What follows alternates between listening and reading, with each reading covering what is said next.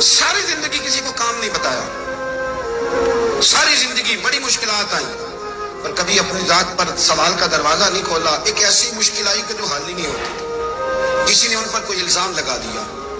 अबू मुस्लिम नाम का एक बादशाह था, उसकी हुकूमत थी, उसने पकड़ के कैद में डाल दिया। अब कैद में है, जुर्म लग गया है, फर्द जुर्म आयद हो गई है, जेल में है। लोग कहने लगे हजरत जी अपनी सफाई में कुछ कहें, फरमाने लगे सारी जिंदगी बंदों से कुछ नहीं कहा।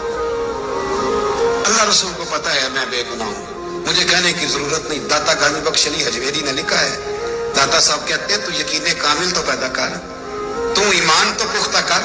दाता साहब कहते हैं वो अबू मुस्लिम जो बादशाह था वो नेक आदमी था, उसे रात को ख्वाब में नबी करीम की जियारत नसीब हुई और हुजूर सैयद आलम सल्लल्लाहु अलैहि वसल्लम फरमाने लगे तूने अल्लाह का एक नेक बंदा जेल में डाल दिया, डर नहीं आता, वो तो बेगुनाह है। बादशाह आधी रात को खुद उठा।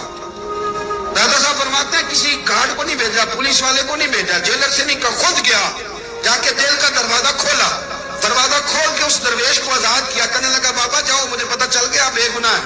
बाबा जी सलाम करके जाने लगे तो बादशाह फिर आगे आया, हाथ बांधे, हाथ चूमे, कहने लगा हुजूर आप बड़े नेक हैं, मेरे लिए कोई हुक्म हो तो बताइएगा, मेरे लायक को खिदमत हो तो बताइएगा।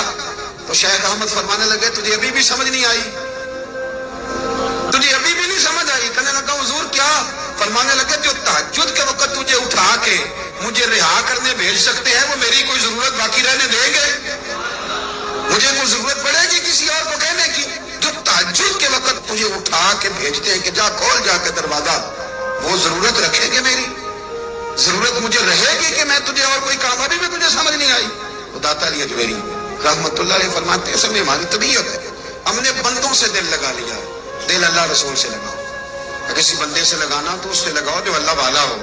आप फरमाते हैं कि अपनी सारी ख्वाहिशात अपने रब रसूल से, आप फरमाते हैं कि अगर अल्लाह के हवाले अपनी ख्वाहिशात कर दोगे तो रब तुम्हें ना आम लोगों से ज्यादा अता करेगा।